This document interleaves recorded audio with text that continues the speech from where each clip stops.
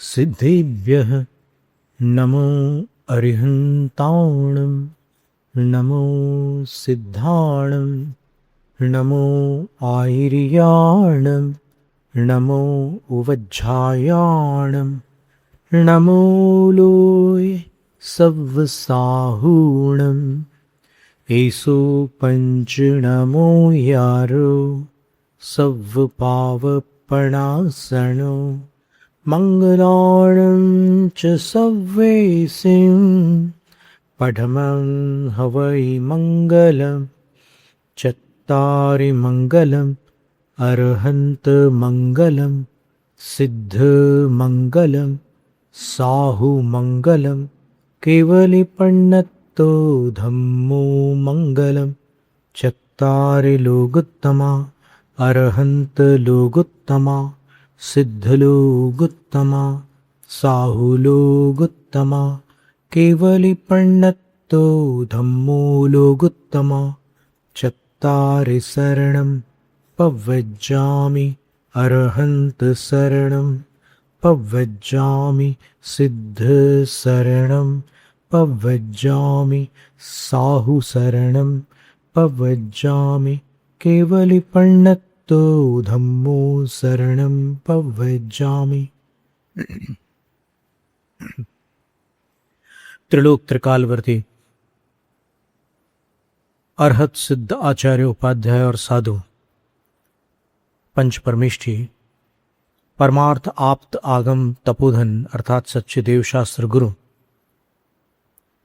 12 अंग और 14 अंग बाह्य प्रकीर्ण श्रुत स्वरूपा भगवती जिनवाणी सरस्वती देवी माता और सभी निर्ग्रंथ गुरुराजों को नमोस्तु। पूर्व शताब्दी के ज्ञानी ध्यानी तपस्वी चारित्र चक्रवर्ती धर्म धुरंधर आचार्य आगमनिष्ठ परम श्रद्धेय शांति सागर गुरुराज को त्रिभक्ति पूर्वक बारंबार नमोस्तु। अपने दीक्षा शिक्षा गुरुवर दिवंगत आचार्य विद्यासागर महाराज को नमोस्तु। उनके संग नायक वर्तमान आचार्य समय सागर महाराज को नमोस्तु। इस समय भारत की भूमि पर विचरण करने वाले सभी आचार्य उपाध्याय साधुओं को नमोस्तु। गणिनी आर्यका माताजी और शेष आर्यका माताजियों को वंदामि। एलक शुल्लक महाराजों को और क्षुल्लिका माताजियों को इच्छाकार प्रतीक्षाकार।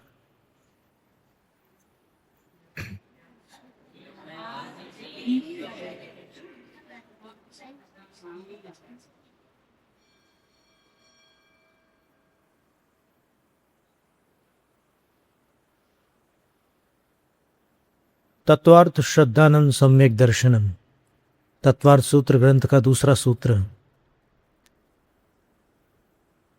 दंसण मूलो धम्मो दर्शन पावड़ की दूसरी गाथा। अब दूसरी गाथा और दूसरा सूत्र इनमें बड़ा तालमेल है। ये प्राकृत में है, वो संस्कृत में है, लेकिन गहरा संबंध है। कुंद आचार्य कहते हैं कि दर्शन धर्म की जड़ है, धर्म का मूल है। जड़ न हो तो वृक्ष नहीं हो सकता। उसी प्रकार सम्यक दर्शन न हो तो धर्म नहीं हो सकता। अब सम्यक दर्शन की बड़ी बड़ी लंबी लंबी चर्चाएं आज होती है। एक दिन हमारे मन में विचार आया कि सम्यक दर्शन के विषय में विभिन्न शास्त्रों में अलग अलग आचार्यों ने क्या क्या कहा है उसका संग्रह किया जाए।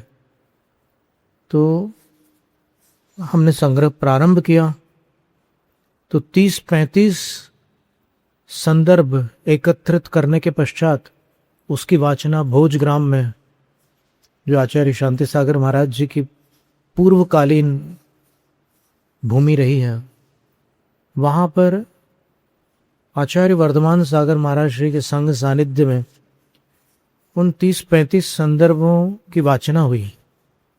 सबको बड़ा आनंद आया।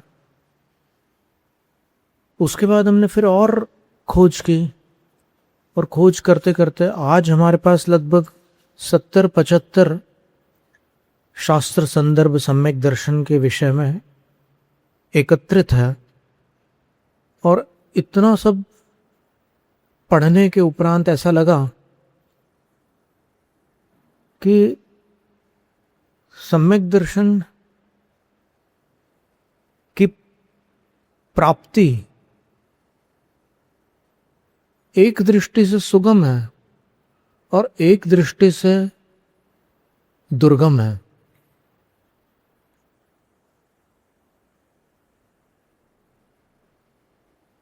अब वो सुगम और दुर्गम किसके किसके लिए है? तो जिसका दिमाग टेढ़ा चलता है उसके लिए दुर्गम है, और जिसके अंदर सरलता है और जो आगमनिष्ठ है, शुभ लेश्याओं में स्थित है, सैनी पंचेंद्रिय पर्याप्तक, जागृत और ज्ञानोपयोगी, दर्शनोपयोग के काल में सम्यक दर्शन नहीं होता, ज्ञान के काल में सम्यक दर्शन होता है। और इसके अतिरिक्त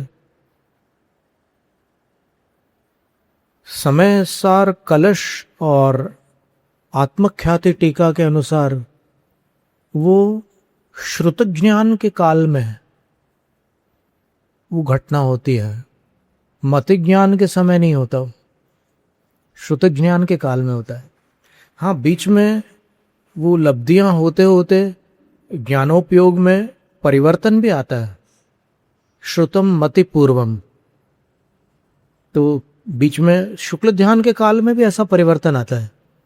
अभी कुछ ही दिनों पहले हम विचार कर रहे थे कि कोई साधु ध्यान में लीन है तो कभी दर्शन में चले जाते हैं, कभी ज्ञान में चले जाते हैं, कभी श्रुत ज्ञान से मति ज्ञान में, श्रुत ज्ञान से फिर किसी दर्शन में, और फिर दर्शन के बाद फिर मति ज्ञान में, मति ज्ञान के बाद फिर श्रुत ज्ञान में। ऐसा परिवर्तन चलता रहता है। अपन सोचते हैं कि ध्यान का अर्थ है निर्विचार हो जाना और शून्य हो जाना।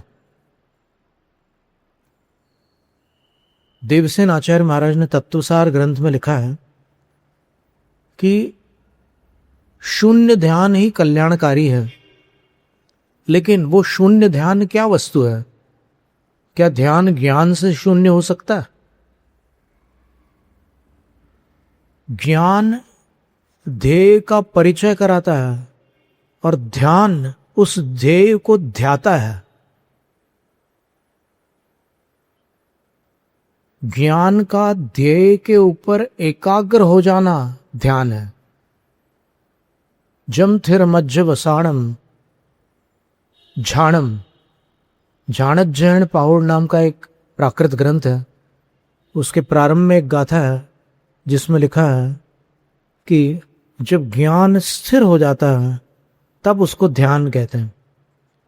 अब वो अगर बुरी जगह स्थिर हो जाए तो दुर्ध्यान कहते हैं, सही ठिकाने पर स्थिर हो तो उसको सद ध्यान कहते हैं।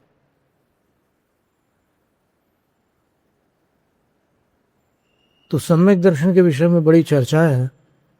जब समय सार कलश पर दृष्टिपात करते हैं और जब छहडाला पर दृष्टिपात करते हैं तो वहां पहली ढाल के पहले छंद में एक तो मंगलाचरण है, तीन भुवन में सार वीतराग विज्ञानता, शिव स्वरूप शिवकार, नमः त्रियोग संहारी के। इसका अर्थ भी सरल नहीं है। अपन क्या है कि शब्दार्थ लगा लेते हैं कभी कभी, जो जो अर्थ अपने परिचय में है उसको लेकर के अपन चलते हैं। तो तीन भुवन में सार अर्थात तीनों लोकों में सारभूत वस्तु क्या है? तो पंडित दौलत राम जी ने लिखा है वीतराग विज्ञानता। अब इस पर भी एक संवाद चला है कि भाई ऐसा मंगलाचरण कहीं पूर्वाचार्यों ने तो नहीं किया। पूर्वाचार्यों ने तो तीर्थंकरों को नमस्कार किया, या फिर वंदितु सव्य सिद्धे, सिद्धों को नमस्कार किया। अब ये वीतराग विज्ञानता क्या वस्तु है? और पंडित दौलत राम जी से पूर्व एक विद्वान ने इसी प्रकार का मंगलाचरण किया है। मोक्ष मार्ग प्रकाशक का मंगलाचरण क्या है? मंगल में मंगल करण वीतराग विज्ञान। तो फिर ये कोई नई पद्धति तो नहीं है कि विद्वानों ने वीतराग विज्ञान को नमस्कार करना शुरू कर दिया, पूर्वाचार्यों ने तीर्थंकरों को नमस्कार करने की पद्धति जारी रखी थी। तो समाधान ये है, को देवो। धवला की पहली पुस्तक में लिखा है कि आराध्य कौन है। तो नमो अरिहंताणम की व्याख्या में लिखा है कि आराध्य कौन है, तो 5 परमेष्ठी हैं। तो 5 परमेष्ठी तो आराध्य है, बच्चा बच्चा जानता है, लेकिन वो आराध्य तत्व क्या है जिसके कारण 5 परमेष्ठी आराध्य है? कुछ समझ में आ रहा है आपको? ज्यादा भारी तो नहीं है व्याख्या। आराध्य तत्व का अर्थ है कि वो स्वरूप क्या है जिसके कारण वो आराध्य हो गया। तो फिर उसका उत्तर जो दिया आचार्य महाराज ने, अद्भुत उत्तर दिया है, रत्नत्रय। तो फिर प्रश्नकर्ता ने प्रश्न पूछा कि अगर रत्नत्रय अर्थात सम्यक दर्शन, सम्यक ज्ञान, सम्यक चारित्र अगर आराध्य है और 5 परमेष्ठियों में रत्नत्रय होता है, तो बात फिर एक नया प्रश्न उत्पन्न कर दिया। क्या प्रश्न है? कि अरहंतों में सम्यक दर्शन क्षायिक सम्यक दर्शन है, वो भी उत्कृष्ट श्रेणी का।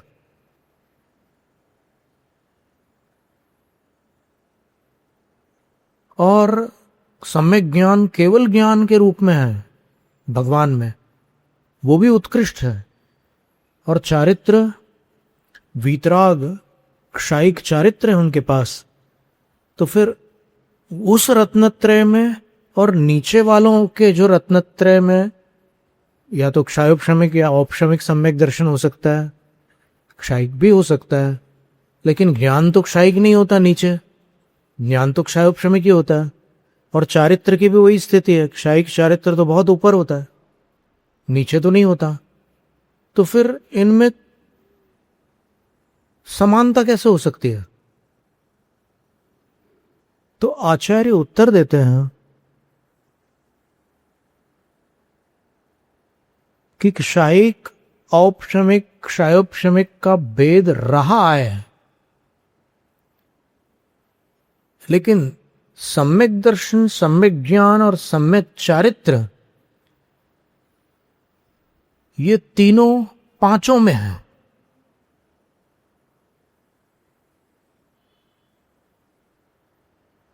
और तीनों के लक्षण समान है। तीनों की कैटेगरीज में अंतर हो सकता है, तीनों के पावर में अंतर हो सकता है, लेकिन तीनों 5 में है, इसलिए 5 पूज्य है।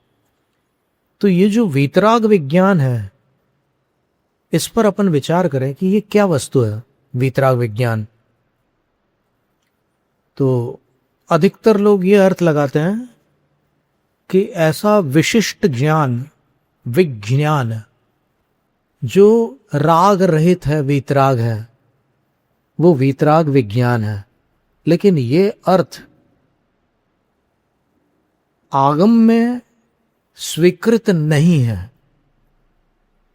आगम में आप चाहे समयसार जी की टीका पढ़ लीजिए, प्रवचनसार जी की टीका पढ़ लीजिए, पंचास्तिकाय पढ़ लीजिए, वहां पर एक बड़े महत्व की बात बताई कि सम्यक दर्शन और सम्यक चारित्र 2 प्रकार के होते हैं, सराग वीतराग। सम्यक ज्ञान सराग और वीतराग नहीं होता। रागी के पास हो सकता है, वीतराग के पास हो सकता है सम्यक ज्ञान, लेकिन सम्यक ज्ञान को सराग और वीतराग विशेषण नहीं है। सराग और वीतराग विशेषण सम्यक दर्शन को सर्वार्थ सिद्धि ग्रंथ में दिया हुआ है, और चारित्र को प्रवचन सार ग्रंथ में सराग चारित्र शुभोपयोग को कह रहे हैं, वीतराग चारित्र शुद्धोपयोग को कह रहे हैं।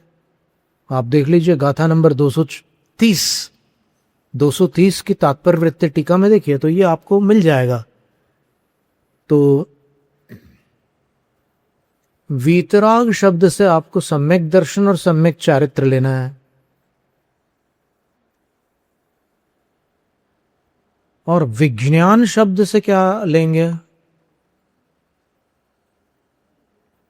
उस सम्यक ज्ञान को लेना है जो वीतराग सम्यक दर्शन और वीतराग सम्यक चारित्र के साथ होता है। ऐसे सम्यक ज्ञान को लेना है। अकेला ज्ञान शब्द नहीं है, विज्ञान है। वो छंद के निमित्त से नहीं है, उसका कुछ मर्म है। तो वीतराग विज्ञान का अर्थ होता है निर्विकल्प अवस्था का सम्यक दर्शन, सम्यक ज्ञान और सम्यक चारित्र। वो तीन भुवन में सार इसलिए है क्योंकि वो इस जीव को तीन भुवन के भ्रमण से पार लगा देता है। वो उसका एक नाम शुद्धोपयोग भी है। जीव को संसार से पार लगाने वाला है, इसलिए वो तीनों जगत में, तीनों लोक में, तीनों भुवन में सारभूत है। नमो, उसके लिए नमस्कार है। तो फिर सराग रत्नत्रय क्या अपूज्य है? नहीं। क्यों नहीं है? क्योंकि सराग रत्नत्रय, जिसको व्यवहार रत्नत्रय कहते हैं, वो निश्चय रत्नत्रय का हेतु है। हेतु नियत को होई, छेड़ाला में लिखा।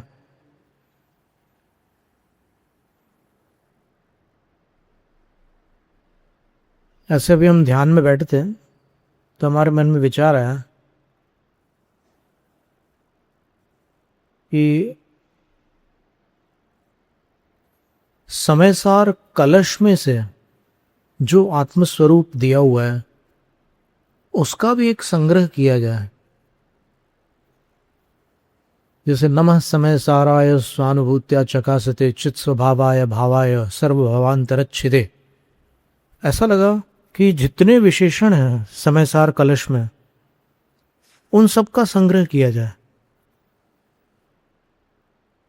एक बार हमने योगी भक्ति है, कुंद कुंद आचार्य महाराज ने लिखी है प्राकृत भाषा में, उसमें से योगियों के जितने भी भेद हैं उनको संग्रहित किया, और लगभग 120 उसमें से संग्रह करने के उपरांत वो योगी निकले, मतलब 120 भेद मिले। फिर उसमें हमने नमः जोड़ करके आचार्य श्री के पास भेजा प्राकृत में। तो आचार्य श्री ने उसको पढ़ा और योगी भक्ति उनने सामने खोली। हमें शीतल सागर महाराज जी बता रहे थे कि ऐसे उनने योगी भक्ति खोली और फिर हमारी वो 120 नमस्कार खोले और दोनों को मिला करके बोले कि सही है कि इसमें 120 प्रकार के योगियों को नमस्कार किया कुंद कुंद आचार्य महाराज ने। दो दो सुविप मुक्के तिदंड विरदे तिसल्ल परिमुक्के, ऐसी गाथा है उसमें। राग द्वेष से मुक्त है, 3 शल्यों से मुक्त है, ऐसा विस्तार से उन्होंने वो किया।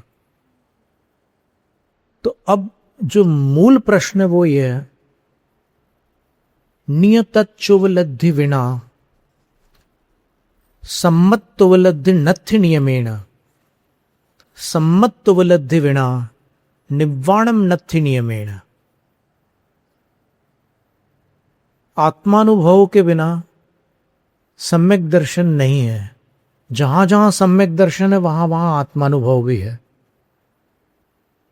और सम्यक दर्शन के बिना निर्वाण नहीं है, ऐसा नियम है।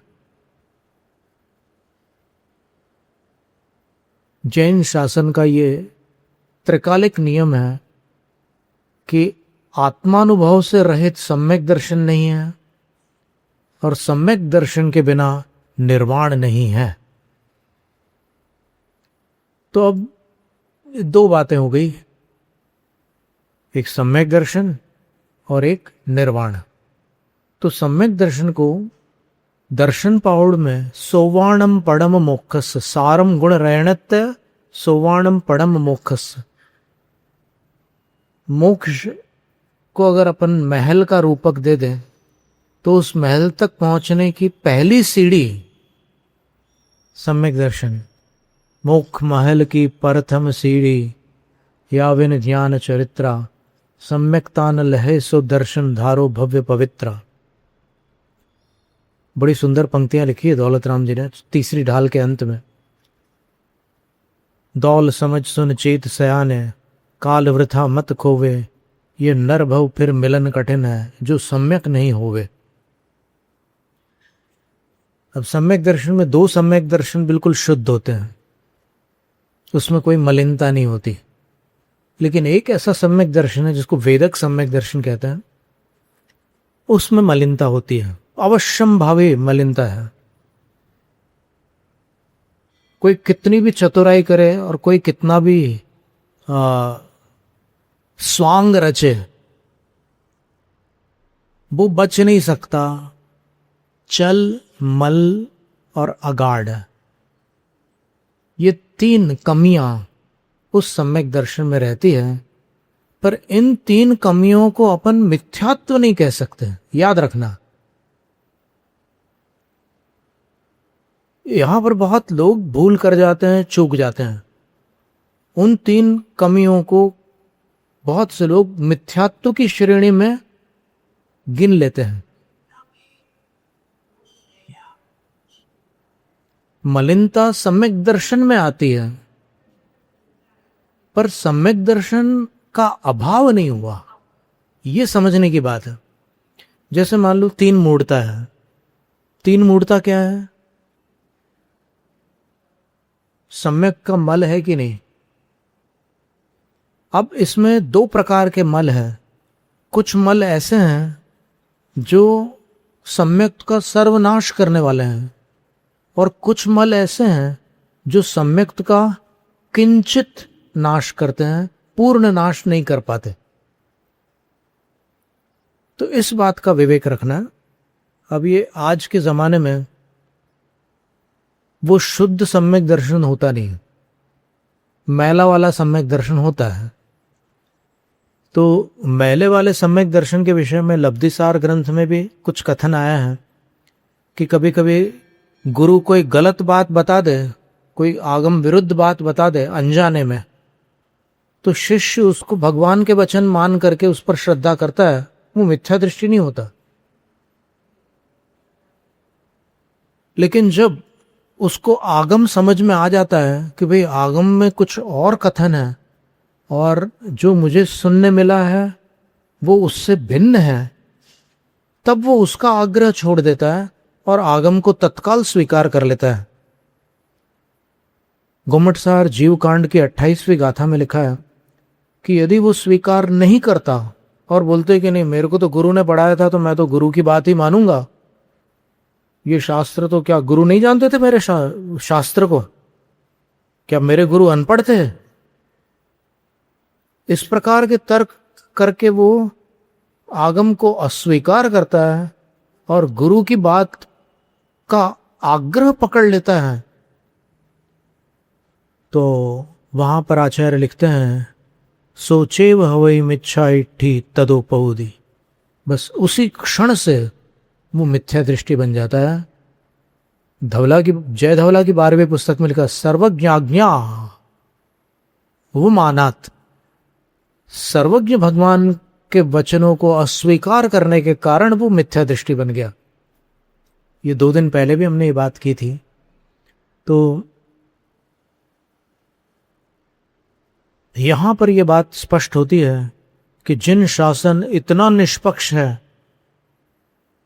कि गुरु के आग्रह को भी मिथ्यात्व में निमित्त स्वीकार कर लेता है।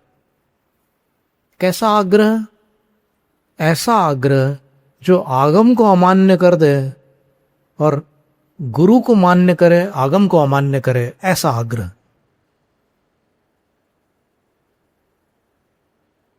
जब पंडित जगन मोहन लाल जी ने आचार्य श्री से कहा था, ये भी हमने सुनाया था आपको, कि अगर आपकी बात आगम से बाहर मिली, बाहर निकली, आगम में अगर आपकी बात से भिन्न कथन मिला तो मैं आपका हाथ पकड़ लूंगा, अर्थात आपको आगे कुछ भी लिखने नहीं दूंगा, बोलने नहीं दूंगा आगम के विरुद्ध। तो आचार्य श्री ने उत्तर दिया कि पंडित जी, ऐसा नहीं करना पड़ेगा आपको, आप मुझे आगम दिखा दोगे, मैं स्वयं स्वीकार कर लूंगा। आपको हाथ पकड़ने का श्रम नहीं उठाना पड़ेगा, मैं ही स्वीकार कर लूंगा। तो जब आचार्य श्री इतने निष्पक्ष थे, अब एक आचार्य की बात नहीं, यहां तो सभी की बात कर रहे हैं, तो कोई भी गुरु क्यों ना हो, आगम एक गणधर देव हैं या श्रुतकेवली हैं, जिनका हृदय आगम का समुद्र है। कोई कितना भी बड़ा ज्ञानी क्यों न हो, लेकिन श्रुतकेवली तो संपूर्ण जिनागम के ज्ञाता है, उनकी बराबरी नहीं कर सकता। जब शास्त्रों की चर्चा निकलती है तो बहुत सारे शास्त्रों के संदर्भ स्मृति में आ जाते हैं, तो फिर कभी कभी चर्चा थोड़ी जटिल होती है, लेकिन फिर भी सरल करने का हम प्रयास करते हैं कि ये आत्मानुभूति की जो बात आई है, आत्मानुभूति से रहित सम्यक दर्शन नहीं होता, और सम्यक दर्शन के बिना निर्वाण नहीं होता। आत्मानुभूति, यहां पर जो आत्मा शब्द है, शब्द वचन है और अर्थ वाच्य है। आत्मा ये वचन है, इसका वाच्य क्या है? तो अधिकतर लोग समझते हैं कि आत्मा यानी हमारा जीव। तो जीव का वर्णन शास्त्रों में 4 प्रकार से है: जीव द्रव्य, जीव अस्तिकाय, जीव पदार्थ और जीव तत्व। तो आत्मानुभूति में जो आत्मा शब्द है, वो इन 4 में से कौन सा जीव है, किसी को नहीं पता। कुछ लोग बोलते हैं कि चारों हैं, लेकिन चारों मानने पर समस्या खड़ी हो जाएगी। क्या समस्या खड़ी होगी? कि चारों मानने पर जो, देखो, जीव द्रव्य द्रव्यवाचक है, जीव अस्तिकाय क्षेत्रवाचक है, क्योंकि वो प्रदेश के प्रचय की अपेक्षा से है, और जीव पदार्थ कालवाचक है। फिर क्योंकि उसमें वो पर्याय को प्रदान करके पूरा विस्तार से वर्णन चल रहा है, और पर्याय जो होती है वो काल से बंधी हुई होती है। और जीव तत्व भाववाचक है, तस्य भावस्तत्वम। तो आत्मानुभूति में अगर अपन कालवाची जीव को लेते हैं तो फिर उसमें सभी जीवों को अपनी अपनी आत्मा की अनुभूति हो रही है। निगोदिया जीव को अपनी आत्मा की अनुभूति हो रही है। उसमें समय सार की 17वीं गाथा की टीका में अमृतचंद सूरी जी ने आत्मख्याति टीका में लिखा है, आबाल गोपाल को आत्मानुभूति हो रही है। आबाल गोपाल यानी तमाम जीवों को। तो सम्यक दृष्टि क्यों नहीं हो रहा है? इसलिए नहीं हो रहा है कि आत्मा की जैसी अनुभूति होनी चाहिए वैसी नहीं हो रही है। कुछ भलती आत्मानुभूति हो रही है, कुछ अलग ही प्रकार की आत्मानुभूति हो रही है। अलग प्रकार की मतलब, किसी को ऐसी आत्मानुभूति हो रही है कि मैं गोरा हूं। मैं यानी आत्मा, और गोरा हूं, ये पुद्गल, गोरा कौन होता है? जीव होता है या फिर पुद्गल द्रव्य? तो मैं गोरा हूं, ये जो आत्मानुभूति है ये मिथ्यात्मानुभूति है और मिश्रात्मानुभूति है। जीव और पुद्गल के मिश्रण की अनुभूति है।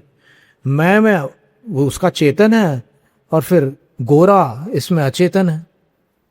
तो चेतन और अचेतन की मिश्रित आत्मानुभूति आबाल गोपाल को हो रही है, इसलिए मिथ्या दृष्टि है। तो फिर कौन सी आत्मानुभूति से सम्यक दर्शन होगा?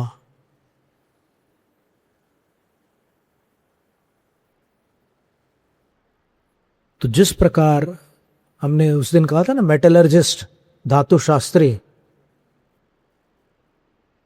वो किसी पत्थर को उठा करके पहचान लेता है कि ये ओर है या ऑर्डिनरी स्टोन है,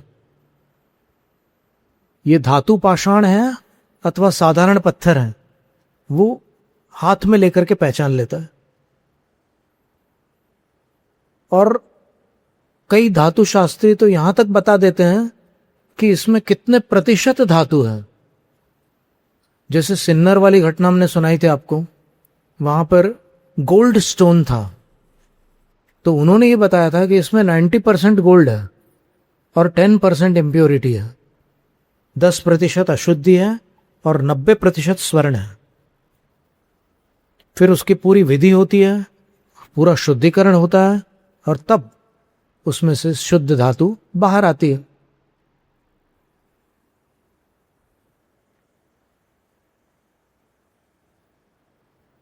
तो जैसे मेटलर्जिस्ट के पास वो ज्ञान चक्षु है जिससे वो उसमें विवेचन कर लेता है, उसमें दोनों को अलग अलग पहचान लेता है, इसी प्रकार सम्यक दृष्टि के पास भेद ज्ञान होता है जिससे वो जीव को जीव जानता है और अजीव को अजीव जानता है। भले ही दोनों का मिश्रण हो, भले ही दोनों एक दूसरे से बंधे हो, लेकिन दोनों को भिन्न जानता है। अब वो जो चक्षु है, वो ज्ञान चक्षु कौन सा ज्ञान है? वो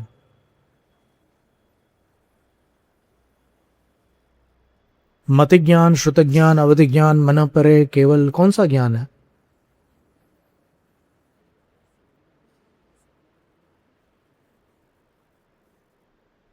तो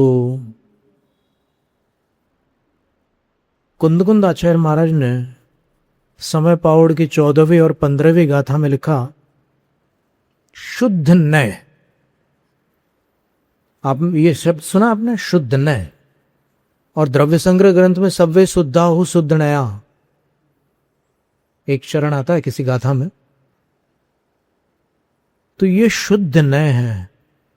भेद ज्ञान क्या है? शुद्ध नय है। तो ये शुद्ध नय, नय कौन से ज्ञान का भेद है? मति ज्ञान में नय होते हैं, श्रुत ज्ञान में नय होते हैं, अवधि ज्ञान में नय होते हैं, मन परे में या केवल ज्ञान में? द्रव्यार्थिक नय, पर्यायार्थिक नय, निश्चय नय, व्यवहार नय, ये नय कौन से ज्ञान में होते हैं? तो उत्तर है श्रुत ज्ञान में होते हैं। तो इसका अर्थ यह हुआ कि भेद ज्ञान श्रुत ज्ञान का ही एक भेद है।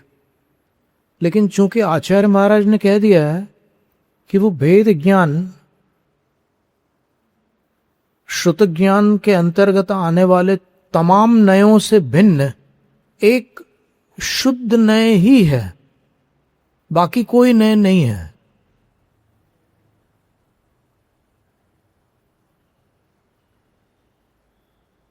तो शुद्ध नय क्या चीज है? तो हम आपको एक उदाहरण देते हैं। ये बरसात का पानी, अभी एक ताज़ा दृष्टांत है क्योंकि कल ही बरसात हुई थी। फिर एक जो गड्ढे भर जाते हैं उसमें भरा हुआ पानी, एक कुएं का पानी, एक नदी का पानी, एक समुद्र का पानी, एक तालाब का पानी, एक ओस का पानी, एक बावड़ी का पानी और एक जहां बर्तन वगैरह धोते हैं वहां से बहने वाला नाली का या नर्दे का पानी, सब पानी पानी सबके साथ है। तो 20 प्ररूपणाएं शास्त्रों में बताई है, जिसमें गुणस्थान, मार्गणास्थान, जीव समास आदि सबके सब में जीव जीव जीव का ही वर्णन है। तो वो वर्णन आत्मा और पुद्गल दोनों को मिलाकर जब सापेक्ष वर्णन करते हैं तब ये गुणस्थान, मार्गणास्थान आदि सारे भेद प्रभेद बनते हैं। लेकिन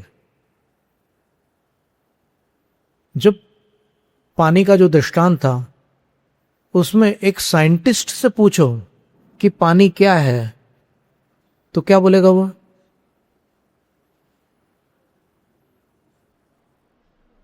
H2O। बाकी किसी को वो पानी नहीं बोलेगा, वो मिनरल्स बोलेगा या और कोई नाम दे देगा, इम्प्योरिटीज बोलेगा, कुछ भी बोलेगा, लेकिन H2O वो और किसी को नहीं बोलेगा। इसी प्रकार शुद्ध ने सब संयोगों को हटाकर केवल उसको आत्मा बोलता है जो त्रैकालिक है, जो शाश्वत है, जो ध्रुव है, जो शुद्ध है।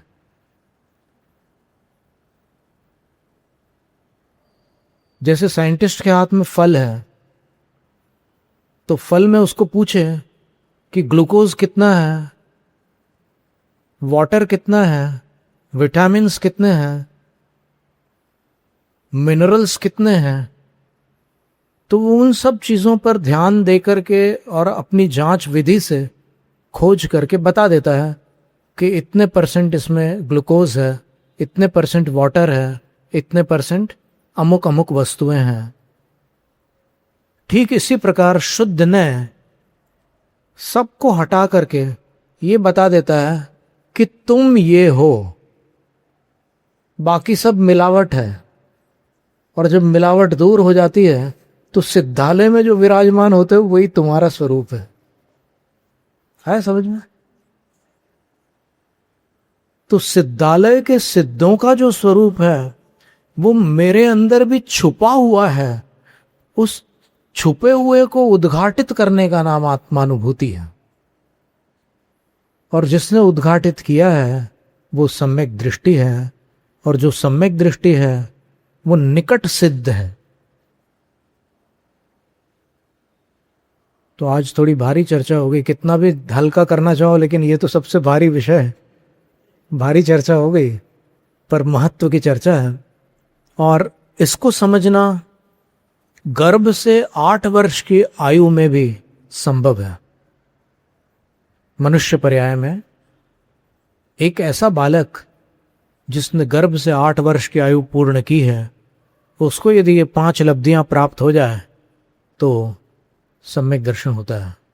अब आत्मानुभूति का काल कितना है, कितने समय तक होती है आत्मानुभूति? क्षणमात्र होती है, या फिर घंटों तक होते रहती है, या फिर हमेशा बनी रहती है? तो आप अपने दिमाग से उत्तर मत देना, ये हम पहले से बता देते हैं। शास्त्रों में क्या कहा है, क्या आपको जानकारी है? नहीं है तो नहीं है बोल देना। समयसार कलश के 20वें काव्य में लिखा है कि आत्मानुभूति जब तक सम्यक दर्शन है तब तक निरंतर रहती है।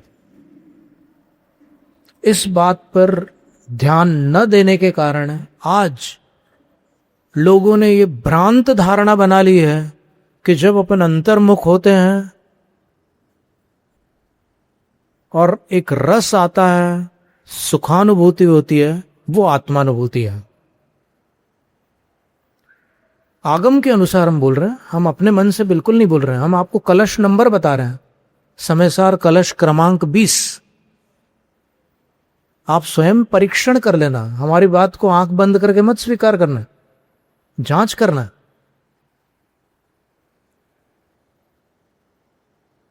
तो फिर वो अंतर्मुख होकर जो आनंद आता है वो क्या चीज है? वो आत्म ध्यान का आनंद है। आत्मज्ञान और आत्म ध्यान, इनमें अंतर है।